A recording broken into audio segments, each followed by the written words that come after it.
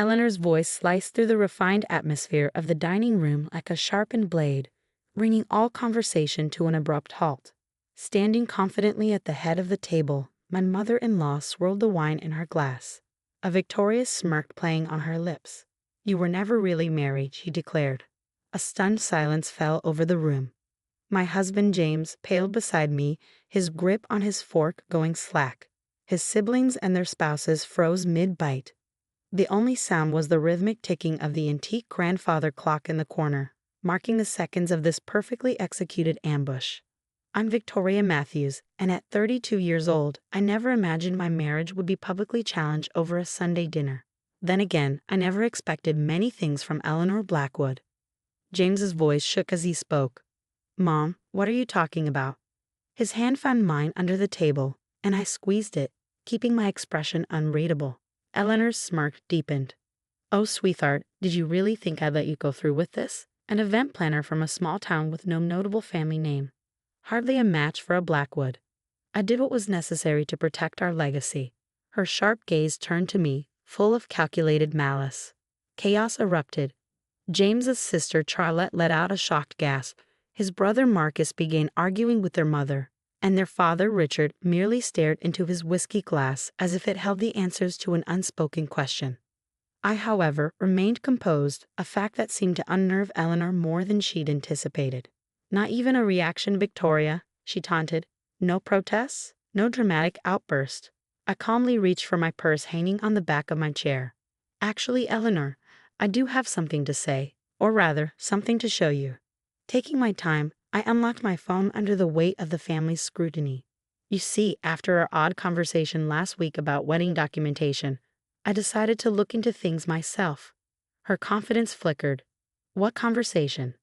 "The one you had with Margaret at the country club," I replied smoothly, "where you bragged about hiring an actor to impersonate a priest and ensuring our marriage wouldn't be legally binding." I scrolled through my phone. "You should really be more cautious about where you discuss such things. Turns out, the powder room has excellent acoustics." Eleanor's smirk vanished. "You were there." "Not quite," I said, smiling.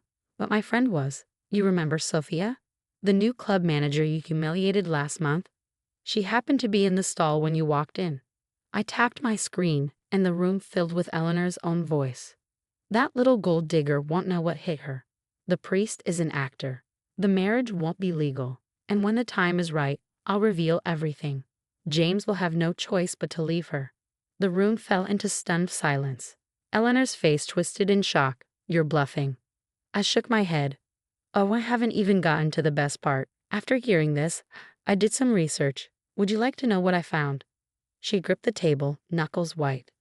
"The real Father Michael Thompson, the one you thought was conveniently out of town, wasn't.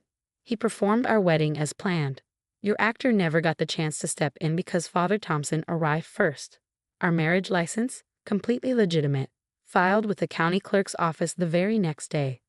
I pulled a folder from my purse and slid it across the table. "Feel free to verify it." James's hands trembled as he opened the folder, scanning the documents. Richard finally looked up, and the rest of the family stared at their mother in stunned horror. Eleanor's voice wavered. "But how?" I smiled.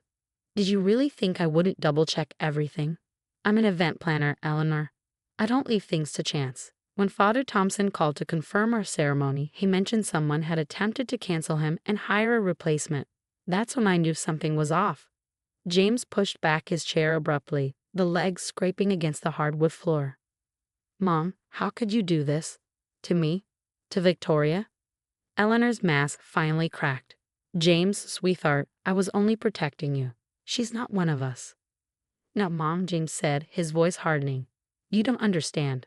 Victoria isn't just my wife. She's the best thing that's ever happened to me." He looked around the table, his expression unreadable. "And now, everyone knows the truth about you." He reached for my hand, gripping it tightly. We had prepared for this moment, yet seeing his mother's true nature laid bare hurt more than either of us had expected. Eleanor slumped into her chair, her control unraveling. "Richard," she pleaded, "say something." But Richard Blackwood had already made up his mind. "I think you've said enough, Eleanor." He turned to James and me, his voice steady. "Victoria, James, we owe you an apology. The realization settled over the room. This evening could have played out differently had Eleanor simply accepted me. Instead, she had exposed herself. The grandfather clock ticked on, marking the end of her iron grip over the Blackwood family. Dinner was over. But this was just the beginning. The fallout, the aftermath spread through Boston's elite circles like wildfire. Within days, Eleanor's carefully constructed reputation as the Blackwood matriarch crumbled. It wasn't just about her attempt to invalidate my marriage. It was about the deeper manipulations that had finally come to light. Sitting in my office at Matthew's events, reviewing contracts for an upcoming charity gala, I wasn't surprised when Charlotte knocked on my door. She looked different, less polished, more real. "Got a minute?" she asked hesitantly. Of course. I gestured for her to sit.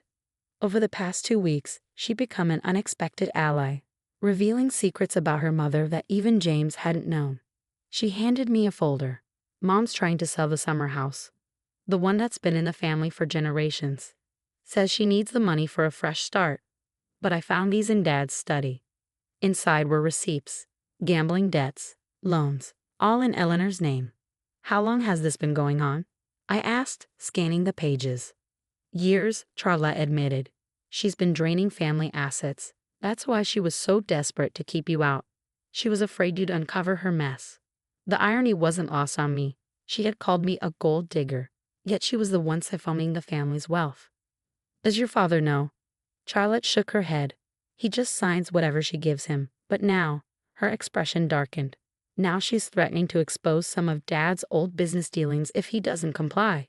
She's getting desperate, Victoria." My phone buzzed. A message from James. "Mom's called an emergency family meeting tonight. Says she has an announcement." I exhaled slowly. Eleanor wasn't finished yet. I showed the message to Charlotte, who let out an exasperated sigh. "She's going to try and control the narrative again." "Not this time," I said, my voice steady. "It's time everyone sees the real Eleanor Blackwood."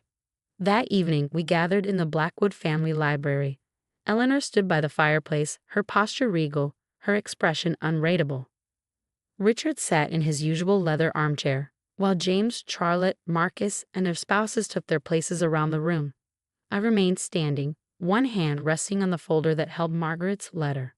"I've called this meeting because it's time to move past these unfortunate misunderstandings," Eleanor announced smoothly. "I'm willing to forgive recent events if we can come to an arrangement." James stiffened beside me, but I gave his hand a reassuring squeeze. Eleanor went on, outlining her demands: financial compensation, a public statement to restore her reputation, and, of course, reinstating her position in society. She was so caught up in her performance that she didn't notice Charlotte discreetly recording or Marcus positioning himself near the door. When she finally finished, I stepped forward. "That's quite an offer, Eleanor," I said, "but I have a counter-proposal." She blinked, clearly thrown. "This doesn't concern you." "Actually, it concerns all of us, especially when you're trying to blackmail your own family into covering up your debts." Her expression faltered. "I don't know what you're talking about." I opened the folder and began reading aloud from Margaret's letter. With every word, her composure cracked. By the time I finished, she was gripping the mantelpiece, her face pale. "How dare you?" she whispered. "Those are private matters." Richard's voice cut through the silence. "You've been stealing from this family for years, and you call them private matters." Eleanor turned to him, desperate. "Richard, I can explain." "Save it," he snapped. His gaze shifted to Charlotte and me. "Thank you for bringing this to light. It's time for real change in this family." Panic flickered in Eleanor's eyes as she realized she was losing control. She begged, threatened, tried to turn her children against one another. But this time, no one listened. As security escorted her from the house, I couldn't help but wonder how things might have been different if she had simply accepted me. Her obsession with getting rid of me had only destroyed herself. James wrapped his arm around my waist, his voice low. "I'm so sorry for everything she put you through." I turned to him, meeting his gaze. "Don't be. She thought she could break us apart, but she only made us stronger." Behind us, the Blackwood family had already begun to heal, discussing plans to fix the damage she had left behind. Sometimes, losing someone toxic is the only way to truly become a family. 6 months later, The Blackwood summer house, once a symbol of Eleanor's power, had been transformed into something new. Tonight, it wasn't a place of control and manipulation. It was a place of love. James and I were renewing our vows, reclaiming our story on our own terms. The irony wasn't lost on anyone that we were celebrating in the very house Eleanor had tried to sell to cover her debts. As I adjusted the floral arrangements, old habits die hard. Charlotte approached, holding a magazine. "Have you seen this?" she asked, showing me the latest society column.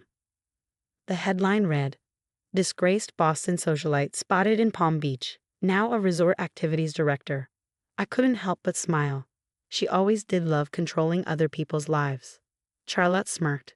Dad's lawyers recovered most of the money, but she had it scattered across hidden accounts. It'll take time, but she won't be setting foot in Boston society again anytime soon. A burst of laughter from the garden caught my attention. James was chatting with his father, Richard Blackwood, who had changed more than anyone since Eleanor's departure. He had stepped back from the company, focusing instead on repairing relationships with his children.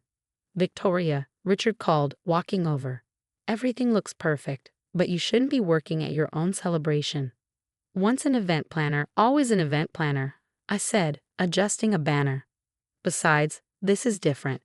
This is family." The word carried a new weight. Just then, Marcus burst in, waving an envelope. "You won't believe what Mom just tried." We gathered around as he opened the letter. "She's demanding to be invited tonight. Says it's her right as the family matriarch to be present at all significant occasions." Instead of tension, laughter rippled through the room. "Should we tell her the party was last week?" Charlotte joked. "Or that we moved to Tibet?" James added. I took the letter, deliberately dropping it into the trash. Or we could just enjoy our evening without giving her another thought. The ceremony was everything our first wedding should have been: genuine, joyful, surrounded by love. Father Thompson, the real one, officiated again, even jokingly checking everyone's credentials beforehand. During the reception, Richard clinked his glass for a toast. "A year ago," he began, "I thought I understood family. I believed it was about maintaining appearances, protecting our name, keeping to our own circle. But I was wrong." He turned to James and me. "Victoria, when you joined our family, I let Eleanor convince me you weren't our kind of people, but you've shown us what family truly is: honesty, resilience, and unconditional love. You didn't just marry James, you helped heal this entire family." Tears pricked my eyes as Richard raised his glass. "To Victoria and James, thank you for showing us a better way to be a family." Later that night, as James and I swayed to the music, he whispered, "Any regrets about how it all played out with Mom?" I thought about everything: Eleanor's manipulation, her downfall, and how, in trying to destroy my place in this family, she had only proven that she never understood what family truly meant. "None," I answered honestly. James smirked. "She called me yesterday, asked if I'd support her moving back to Boston.